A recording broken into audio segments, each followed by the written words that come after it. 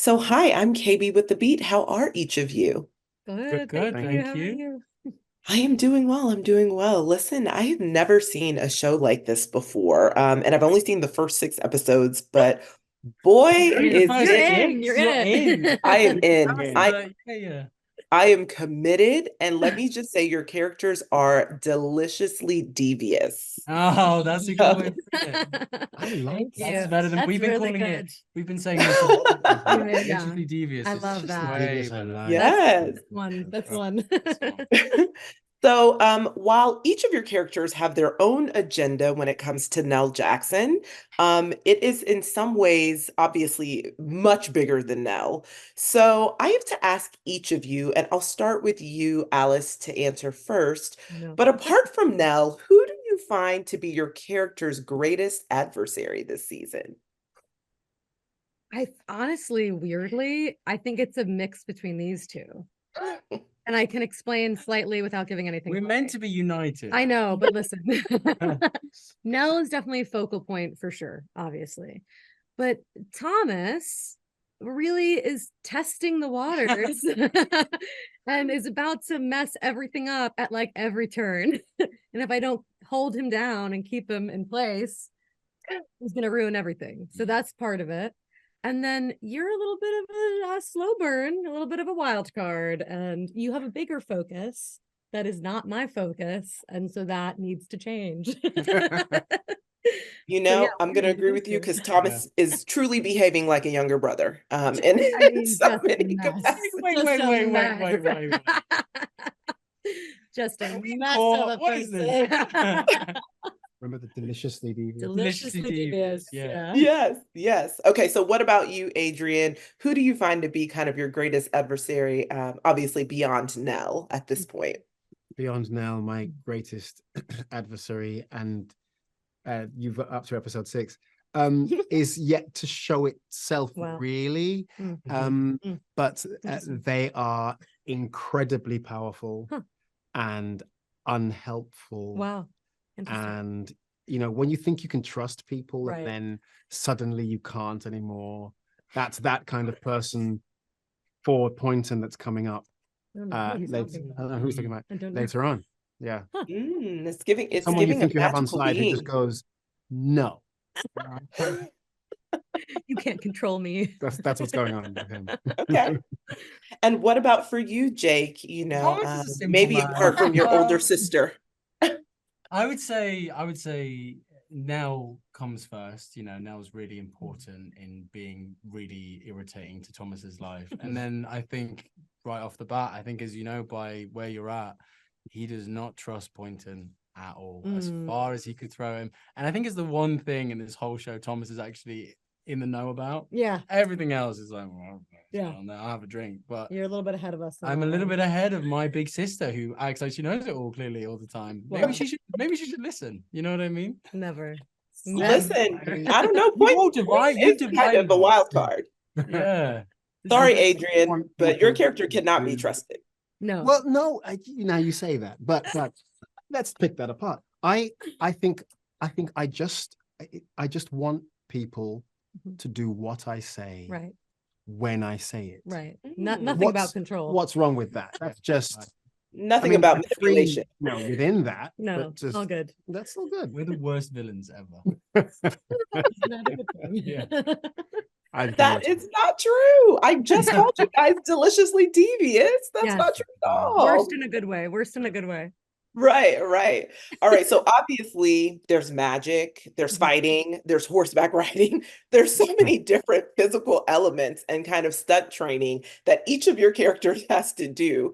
So for each of you, kind of what was the most challenging scene to shoot? And I can start with you, Jake, first this time.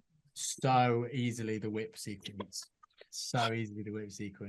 It was a situation where, it was, I was, when we did the stunt rehearsal, James Emery, our amazing stunt director, actually cracked the whip so that Louisa and I would know what that felt like.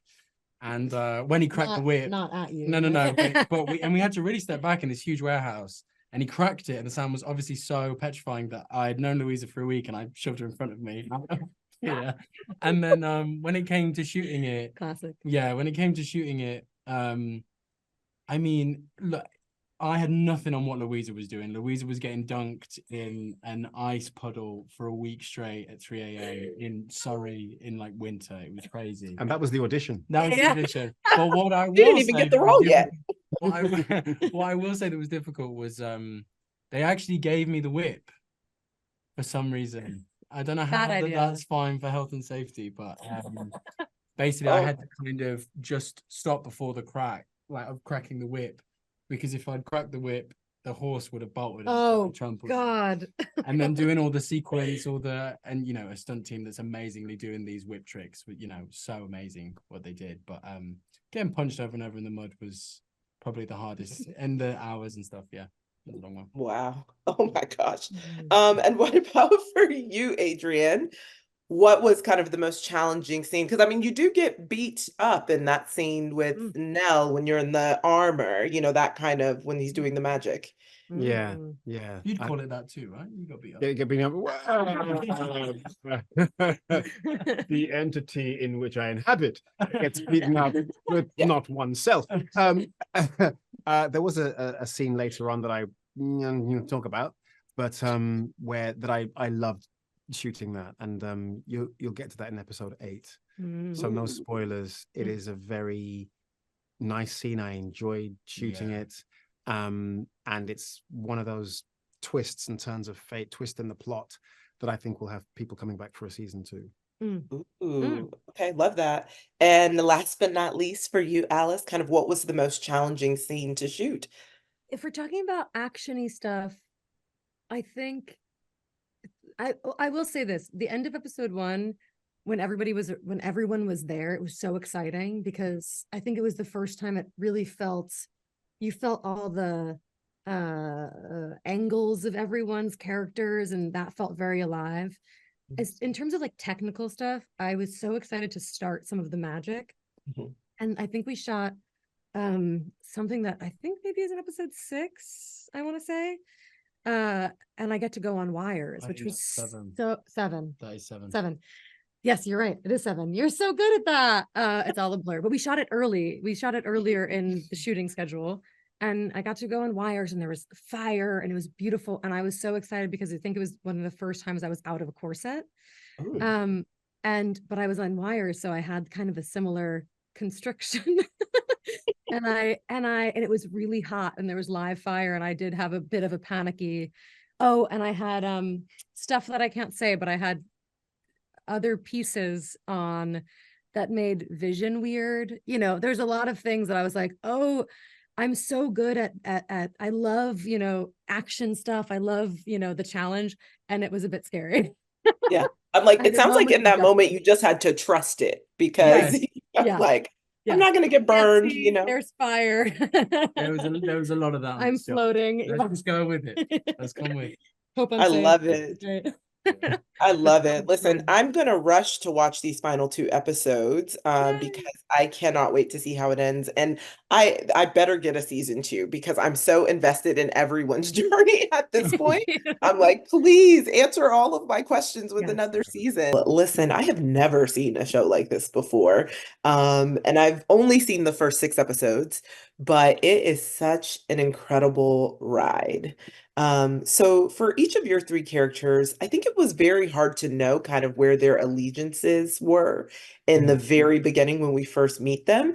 And I do think that that is the perfect setup for each of their journeys as they go on. So my question is for each of you, but I'll start with you, Jolie, to answer first. Do you think your characters operate within the gray area between being wholly good or bad? And do you fully believe that their intentions and motives are pure? Oh, very good question. Well, I think there's also the thing that it can change. So when I first read her, I thought this woman's a nightmare, but she's a great fun nightmare to play. You know, she's full of deceit, she's selfish, and she's a narcissist, and she's a spreader of fake news, all in the name of power and money. But things might change because life events happen with a good dose of magic, or sometimes we get hit on the head and we have epiphanies, and maybe there's light at the end of the tunnel for her. That's all I'm saying. I love that you said you thought she was a nightmare. She is a journey, that is for sure. What about for you, Ényì?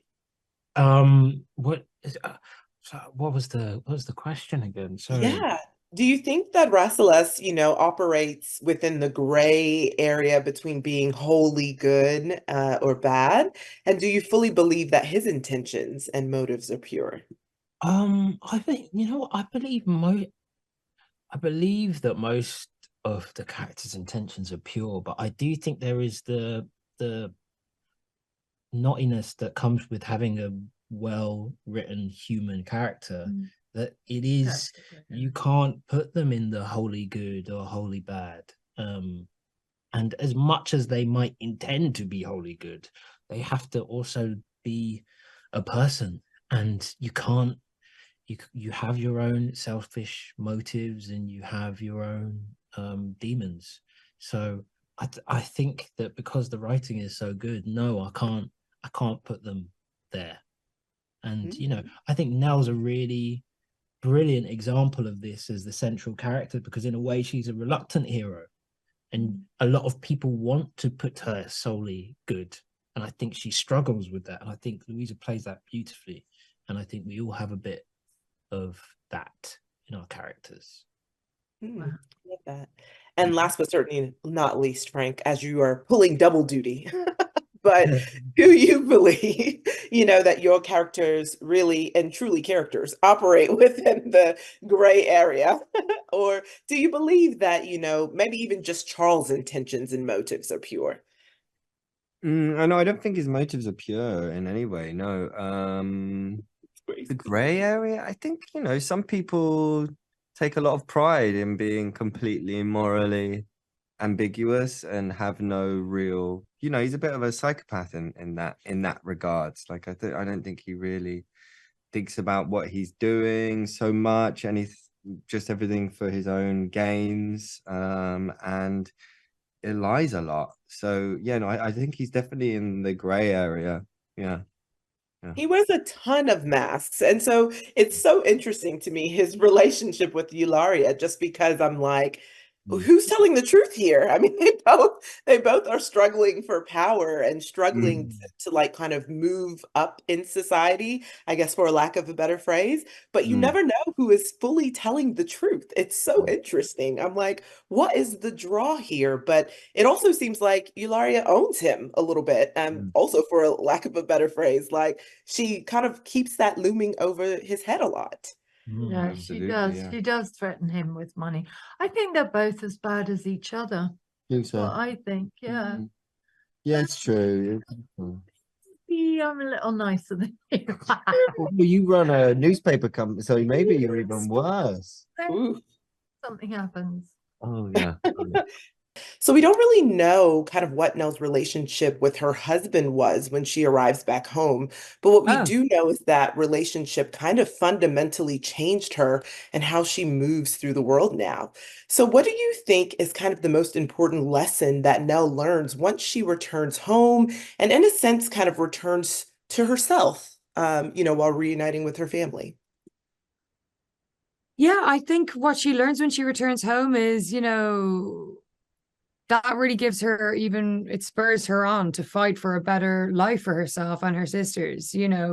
I think she needed something more to drive her, and going back and discovering her sisters being a little bit older and turning into women. And I think that she was worried about them growing up in this world, and it just doesn't feel like a fair world for young girls of that class to grow up in. And I think that drove her to make a change and to see if she can get a better life for them. Oh, I love that. And I mean, it's unfortunate that her father and both her husband have to die, but I do believe that It is unfortunate. It is right, unfortunate. right.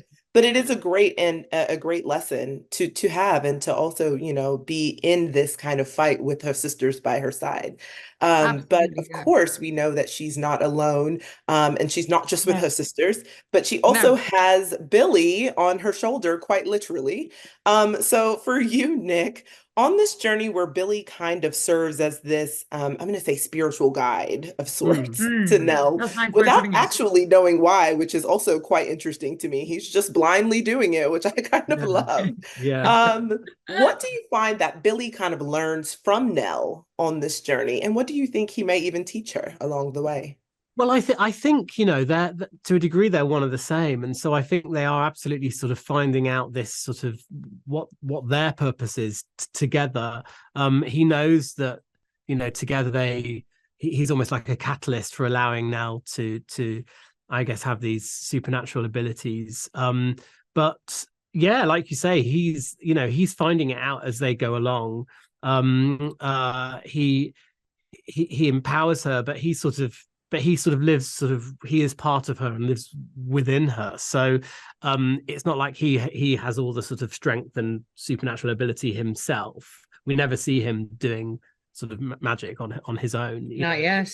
Not yet. Not yet. But it's always sort of via Nell. So yeah, they have to sort of find their purpose. And there's some nice sort of moments with Billy when he thinks he might have worked it out, and then he's like, oh no, I don't know if that is right. And so he's quite frustrating to Nell, I think, in the first instance. And then, you know, their bond kind of grows stronger and stronger. And, you know, obviously won't give away sort of what happens at the end. I don't know, have you seen all the way to the end? So I've seen the first 6. I have not seen all the way to the So end. I won't say.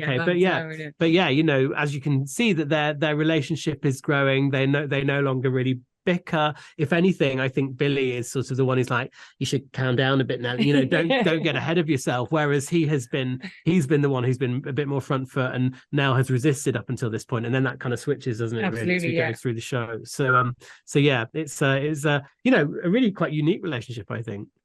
Yeah, and she is a bit of a fire starter, which I like, but there is balance and kind of like the symbiotic relationship between the two, in the sense that like where Nell may be fearful of something, Billy's not, and then vice versa. Like they kind of work in tandem in that way, which is really lovely to see. Yeah, absolutely. But lastly, my question is for both of you, and I can start with you, Louisa, to answer first. What was your favorite scene to shoot together? Because you guys are spending quite a lot of time together in tandem as these two characters kind of go on this journey. My favorite scene to shoot with Nick. we never shot together. Nothing ever together. What? Really? Never. Yeah. Oh my gosh. But it's nice that you thought we were together, because that was the toughest challenge. We met today for the first time.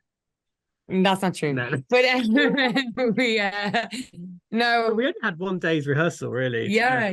And that was the most frustrating element of the whole thing, was not getting to work with Nick, knowing Nick was playing Billy and not getting to actually work on such an integral relationship for the show to work. So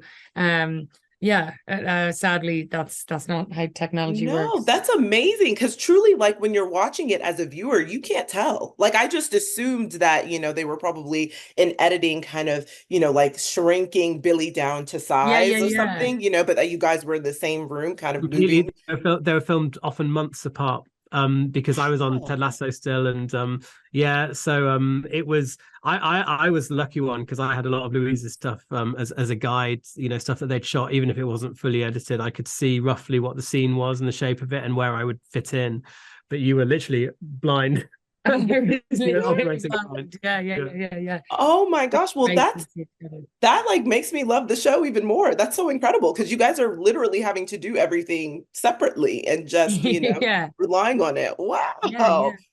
Oh my gosh, so incredible. Well, thank you both so much for taking time to chat with the Beat. Really, really appreciate it, and I hope you guys have a great day. Thank you so much. Thank you. Take care. Bye-bye. Thanks.